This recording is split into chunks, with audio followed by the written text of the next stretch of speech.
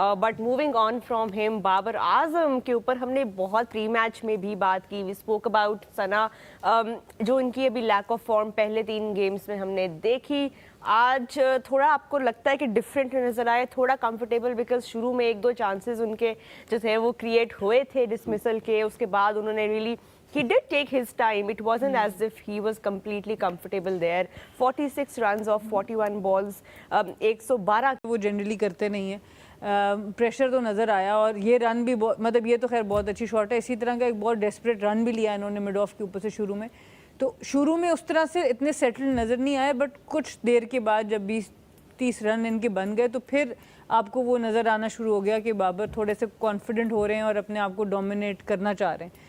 Runs होते हैं, आप किसी भी तरह से बनाओ, वो प्रेशर ज़रूर ऑफ हुआ होगा बाबर से, और वो बड़ा इंपॉर्टेंट था इस वक्त इनके लिए, ना सिर्फ डोमेस्टिक लेवल पर, कप्तानी के लेवल पर हमारे as a player, as a product के लिए कि भाई वापस आएँ। हम सारे चाहते हैं कि उस बैड पैच में से वो निकल के वापस आएँ, और उन चीज़ों से जो उनके लिए काम नहीं कर रही थी उनसे निकल के दूसरी चीज़ों की तरफ आएँ।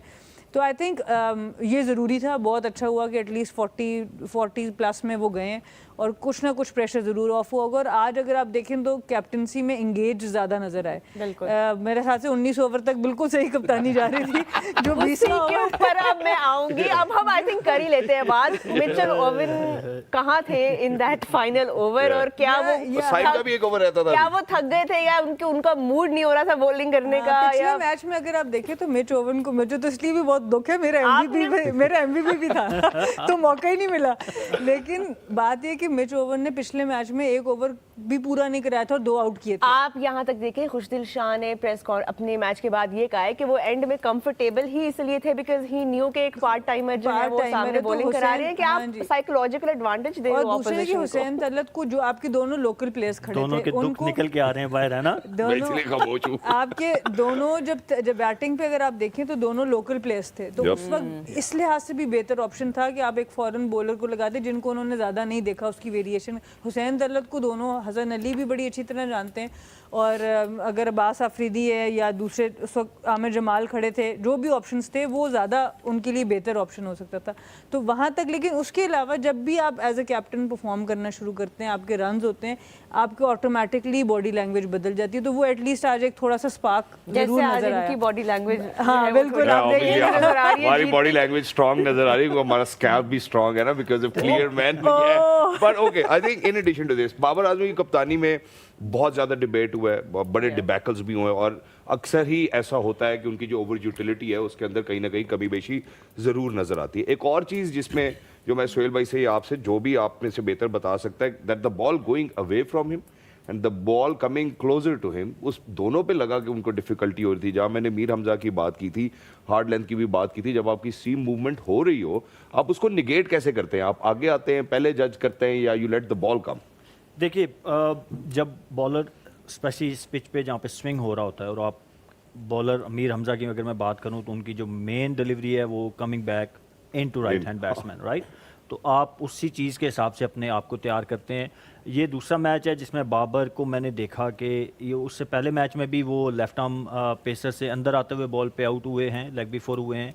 आज भी मीर हमजा की वो थोड़ा हाइट की वजह से ही सर्वाइव्ड, बट मुझे थोड़ा लगा कि उनके इशू आ रहा है, उनकी सर गिर रहा है उस साइड पे। I not the right person to talk about it. मैं इतना बड़ा बैट्समैन नहीं हूँ, Babar is such a huge batsman, मैं उसकी टेक्निक पे बात करूँ, लेकिन एज ए बॉलर अगर मैं देखूँ तो मुझे उनका पाँव जो है वो जिसको हम क्रिकेटिंग लैंग्वेज में कहते हैं कैंची पड़ना, तो वो मुझे नज़र आया। तो अगर वो मैं बॉलर हूँगा या कोई भी लेफ्ट आर्म बॉलर जिसका अंदर अच्छा आता होगा तो वो डेफिनेटली उनको ट्रैप करने की कोशिश करेगा। तो ये टेक्निकल इशू, कल भी मैं बात कर रहा था ना कि इनको देखनी चाहिए अपनी वीडियोज़, कहीं ना कहीं कोई ना कोई एरर इनमें आ रहा होगा शायद। तो वो मुझे आज जब मैंने वो रिव्यू देखा तो उसमें पाँव क्लियरली नज़र आ रहा है कि वो अंदर आते बॉल पे थोड़ा सा आप ओपन स्टांस हो जाते हो।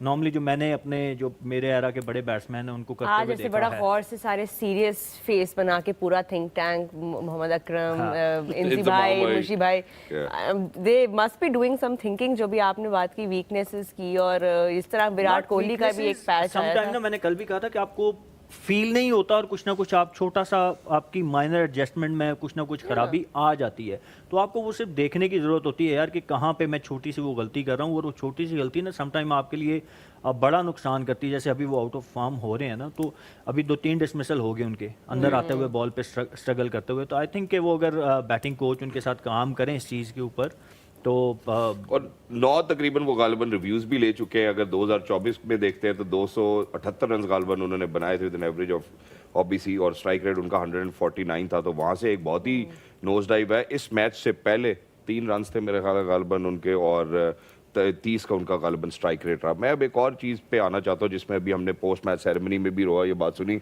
खुशदिल कह रहे हैं कि मैं बाबर के पीछे पड़ा हुआ हूँ, और ऐसा लग रहा है कि बाबर के पीछे सिर्फ खुशदिल ही नहीं, तकरीबन सब ही पड़े हुए हैं। तो खुशदिल बॉल भी कराते कंसिस्टेंटली एक ही एरिया पे करा रहे हैं, बड़े ही तगड़े आ रहे हैं। ऐसा लग नहीं रहा कि कराची किंग्स को किसी भी फुल टाइम स्पिनर की ज़रूरत है।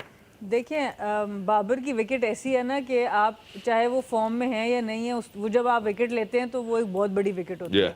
और ये पिच बहुत सूट करती है खुशदिल शाह को, क्योंकि थोड़ा लो रह रहा था इसके ऊपर बॉल। इनकी अगर आप देखें तो साइड आर्म आता है, इनका हाई आर्म एक्शन नहीं है, तो जो भी साइड आर्म स्पिनर होगा उसका बॉल ऐसी पिच पे और स्किड करता है, और जो एलिवेशन आपको T20 क्रिकेट में चाहिए एज ए बैटर वो आपको नहीं मिलती है। तो ये पिच परफेक्ट थी खुशदिल शाह जैसे बॉलर के लिए, कि बिल्कुल वो बाउंस भी नहीं आ रहा था कि आप बैकफुट पे जाके उसको ऑपरेट करें, फ्रंट फुट की लेंथ वो दे नहीं रहे थे। तो आई थिंक बड़ी अच्छी उन्होंने बॉलिंग की और फिनिश सारा वक्त विकेट्स में करते रहे, जिसकी वजह से उनको फ़ायदा मिला।